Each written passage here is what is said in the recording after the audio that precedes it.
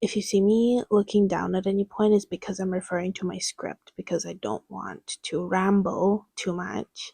So I will be reading parts, but we'll see how that will go. Hello. It is so gloomy right now where I'm at, and I just feel so cozy. I'm so excited to talk about Jane Austen on this cozy, rainy, gloomy day.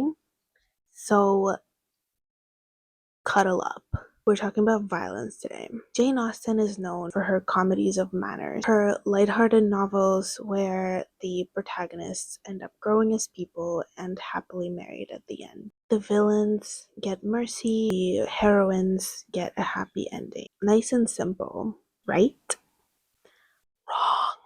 Violence is usually not associated with any of the Jane Austen's novels, despite the fact that violence is seeped into her novels. Violence is everywhere in her novels. It is how she communicates her distrust and dissatisfaction with many institutionalized practices of Regency-era England, mainly and famously women's rights and women's affairs in general. Austen's predecessor, Mary Wollstonecraft, famously wrote in her The Vindication of the Rights of Women that women are as good as enslaved by their husbands. Jane Austen's novels interrogate the normalization of women's lack of options and autonomy outside of marriage. We can see this in the way Jane Fairfax has to choose between marrying a conniving, lying, disingenuous Frank Churchill who almost kills her while they're engaged, and becoming a governess, which she compares to slavery. We can see this in the actions of the Willoughbys and the Wickhams in the way that they treat women like objects and then discard them when it is convenient, when the women that they have abused are no longer of use to them. Unless, of course, they are forced to keep them by the likes of the noble Mr. Darcy in Wickham's case. Mr. Darcy was at your wedding. We can see this in the way Anne Elliot from Persuasion has to mold herself and shape herself into what her family expects her to be, and in the way that Fanny Price is treated by her adoptive family in Mansfield Park. Austen makes her understanding of women's situation at the time crystal clear. But is gender inequality the only social and institutional issue that Jane Austen brings up in her novels as it pertains to depictions of violence? I'm gonna attempt to analyze but also to provide an overview of instances of violence in Jane Austen's novels and think about what they could be saying about her writing. The reason I'm doing this video is because Jane Austen has been considered the romance writer for girls. Her books are considered quite cozy and comforting, and I'm one of the people who finds her books cozy and comforting, so I'm not trying to shade anybody who does. I am just trying to provide an alternative understanding of her novels, a deeper understanding of the intricate themes she brings up in her novels. We could see in the way society has decided that Jane Austen is domestic and cute and cozy and romantic in all of the covers that are popularized. The various Jane Austen inspired cookbooks, kind of like cute things, like there's Jane Austen balls. Our culture somehow decided that Jane Austen is cute, simple, romantic, and domestic, but I believe it is a way too simple of an interpretation. This is most likely going to be a two-part video. In this video, I'm going to cover SA. I cannot stand censorship. God, I hate saying that. And child abuse. In the next video, I'm going to be covering topics like slavery and war and what Jane Austen had to say about that. Okay, sexual assault. In the encouragement I received, Emma and the Language of Sexual Assault, Celia A. Easton explores the language used to describe instances of sexual power dynamics in Emma, namely when Elton defends his behavior towards Emma in the proposal scene by saying that he was encouraged by her behavior. Mr. Elton. She argues that Austen purposefully refused to use sexual assault as a plot device in her books, as kind of a rebellion against the popularization of this plot device being used in other 18th century novels, which would have been contemporary to her, where sexual assault was used as a titillating of the reader.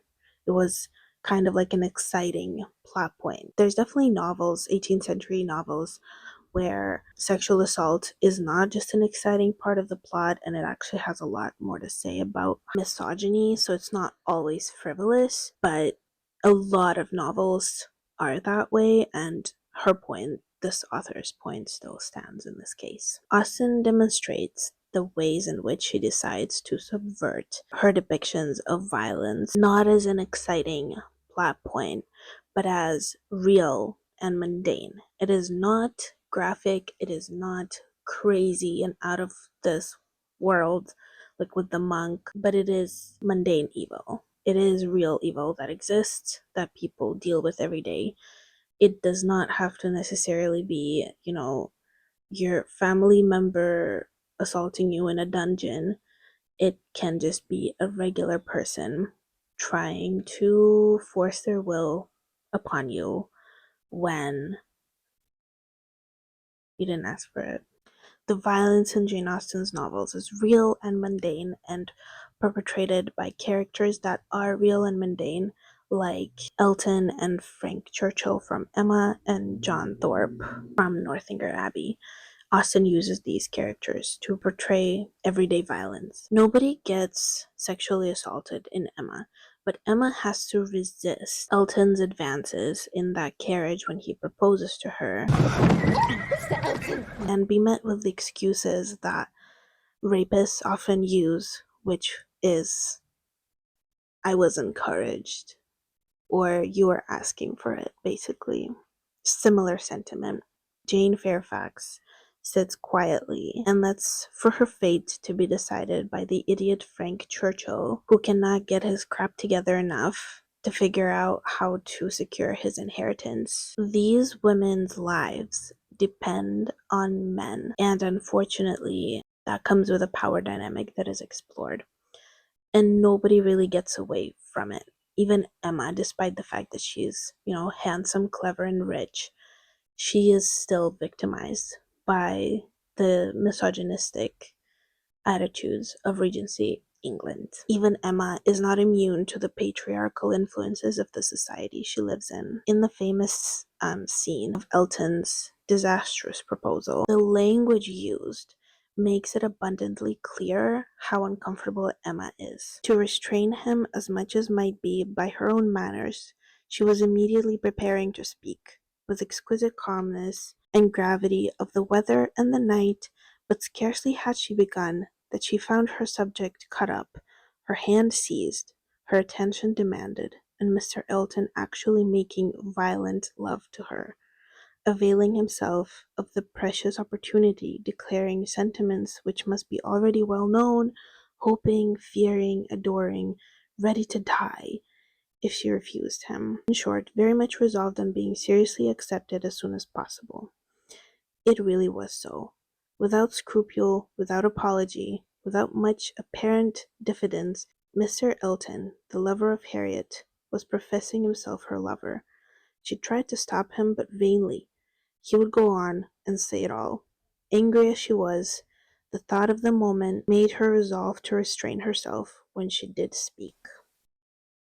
Emma here is silenced. She does not feel comfortable to express her dissatisfaction. She silences herself in order to escape this situation unscathed. What Emma shows is that this silencing of women and the language of sexual violence, whether Emma is resisting her presumptive suitor or Jane Fairfax is silently enduring her lack of control over her future, defines a structure for other ways women lack power, especially women who lack Emma's economic and class privilege. Another example of a scene which carries this kind of language and connotation of sexual assault is the carriage scene from Northanger Abbey, where Katherine tries to get away from the carriage upon seeing the Tilneys walking by, and John Thorpe does not let her go. "Stop, stop, Mr. Thorpe," she impatiently cried. "Stop, stop. I will get out this moment. But to what purpose did you speak? Pray, pray stop, Mr. Thorpe. I cannot go on. I will not go on. I must go back to Miss Tilney. But Mr. Thorpe only laughed, smacked his whip, encouraged his horse, made odd noises, and drove on, and Katherine, angry and vexed as she was, having no power of getting away, was obliged to give up the point and submit. I'm sure you don't need me to tell you exactly how this kind of language is reminiscent of an instance of sexual assault. Um, you could probably come to those conclusions yourself. I would venture to say that most, if not all, women have been in Emma's and Catherine's shoes here. Maybe not in the exact context, but the feeling of trying to escape this uncomfortable situation using a calming voice and manner, like Emma, together and just hoping it will be over soon, or in Catherine's case, being so angry that you can scarcely speak for yourself. You can no longer find it in you to be cordial and civil. Austen is also less worried about direct attacks on women and more about the cultural tolerance of women's broader subordination. I find it surprising, but also not at all surprising, for the general audience to write off Austen's novels as pure romance when they are deep and insightful explorations of human nature. Austen was a keen observer. Her novels are built on a dismissed and underestimated woman's curiosity. It is self-evident that Jane Austen knew what it's like to be a woman in Regency England, and she was very interested in expressing that, in expressing her dissatisfaction with it. There is a very interesting paper called Murder, She Wrote. It is a 1990 paper. It is called Murder, She Wrote, The Mystery of Jane Austen's Emma by Leland Monk, and it delves into how Emma can be potentially read as the first detective novel, as like a thriller. They use examples like how puzzles are constantly used in the plot, the fact that Frank's aunt dies in a very mysterious and convenient way for Frank Churchill. Basically, the paper is advocating for the fact that Frank killed his own aunt, and all of the clues behind, the engagement of Jane Fairfax and Frank, and the convenient death of his aunt. When you reread Emma, it is one of my greatest pleasures to find out all of the clues that I may have missed, to look for all of the clues that I may have missed, and to put the puzzle pieces together. Now that I know that obviously they end up together and all of that Emma doesn't know, like who Jane Fairfax's mysterious suitor is and stuff like that.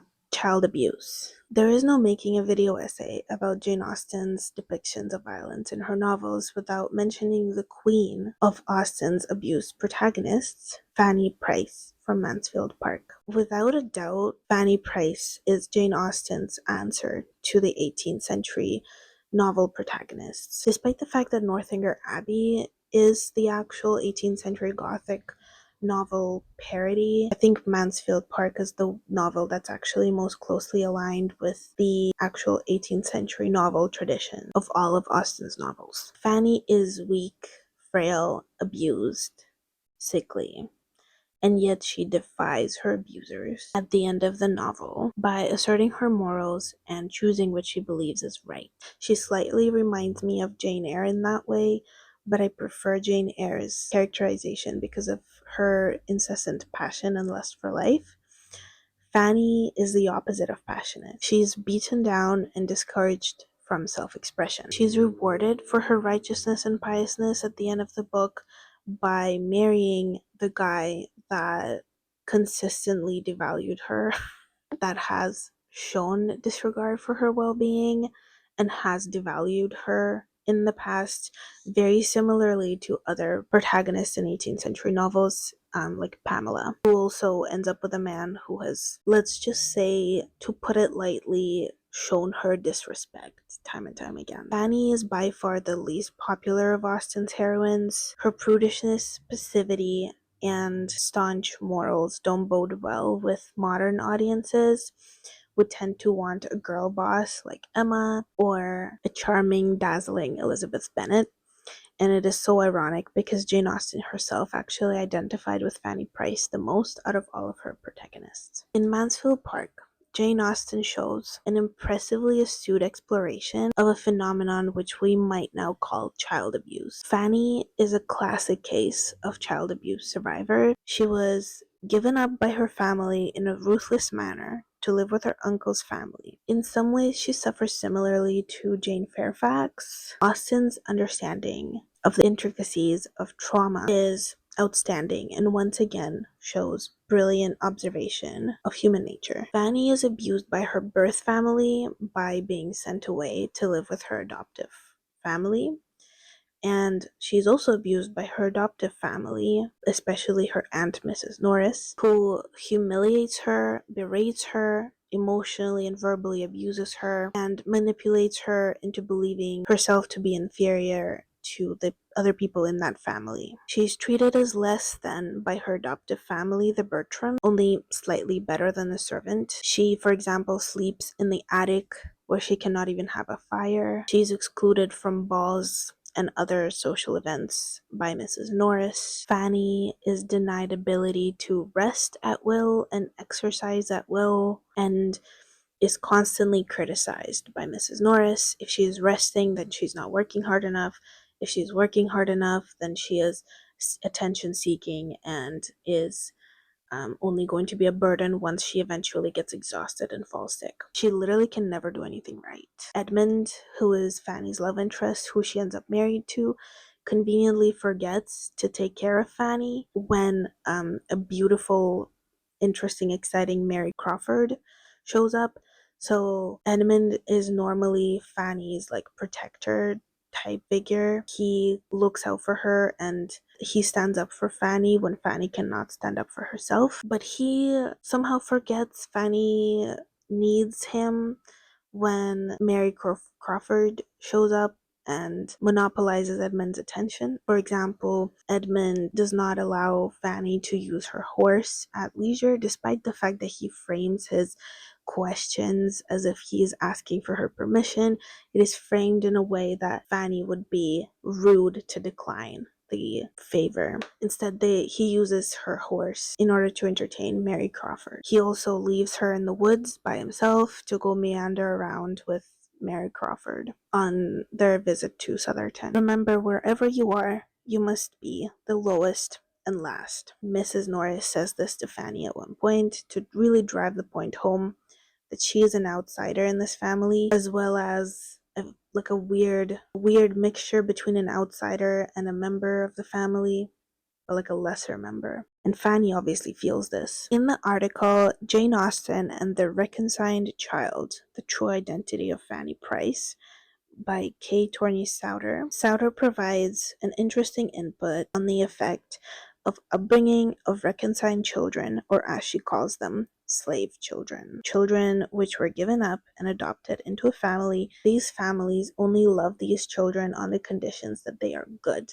These families don't bother providing these children with boundaries around their upbringing, which are incredibly important in child development in order to like develop identity and stabilize a sense of self. Fanny Price, Henry and Mary Crawford from Mansfield Park, as well as Frank Churchill and Jane Fairfax from Emma, as well as Emma herself to a certain extent, are all examples of these reconciled children. Neither of them felt at home, never having the luxury to relax and just be yourself in the domestic space at the risk of losing the benevolence of your benefactors. Emma displays a similar level of anxiety and performativity, despite the fact that she grew up at home. She was raised by controlling a hypochondriac father and a permissive governess, Miss Taylor, who later becomes Mrs. Weston. Frank Churchill, as well as Mary and Henry Crawford, become these conniving, manipulative liars in order to navigate the hostile domestic environment, which refused to give them any sort of boundaries. Annie's relationship with Edmund is also a very interesting example of this poorly defined familial dynamic, because they're technically cousins, right? Well, yes, they get married. It was normal in England back then to get married to your cousins, but that's not even the point. The point is that when she gets to the house, to the Mansfield Park, she overhears a conversation where Sir Bertram, so the father figure, her uncle, is promised by Mrs. Norris, her aunt, that nothing is going to happen between her and any of his sons because they will be raised like siblings. But the catch is that they're not raised like siblings. She's raised as almost a servant. So how could she ever view Edmund as a brother in this poorly defined familial dynamic when she was not raised on the equal footing with her siblings? She couldn't see him as a brother because Edmund never saw her as a sister. He never saw her as part of the family because the family didn't treat her as part of the family. The expectation placed on Fanny to view her adoptive siblings as siblings does not extend to the adoptive family itself for treating Fanny like one of their own. How could she ever view them as siblings when she was never treated as a family member to begin with? So Fanny is forced to navigate this environment as she grows up, this family where she's at once an outsider and a member, depending entirely on the convenience of the family members themselves. Fanny blossoms into a young woman with an iron will, an immovable force, which she uses to make decisions for herself, like whether or not to marry Henry Crawford. I believe that the strength of her sometimes unpleasant moralizing reflects the strength of the effort it takes for her to create a coherent self with which and from which to love and hate. The effort it took for her to grow up in this poorly defined environment, to figure out the boundaries all on her own, to figure out where she fits in the world, to figure out where she fits in the family that's raising her. It makes a kind of sense that she would grow up with such a stubborn will and such a strict moral code, because if she does not have that, what does she have? Okay, I think I'm done talking for today because my throat is dry as hell. I'm gonna come back with a part 2 for this one. I was gonna do like a big video again, but I just couldn't do it. Said I'm gonna split it up. In the next video, I'm going to cover slavery and war. Goodbye. I really feel like I'm giving Frankenstein's Bride today, which is kind of a serve. I think Gerard Way would be proud of me.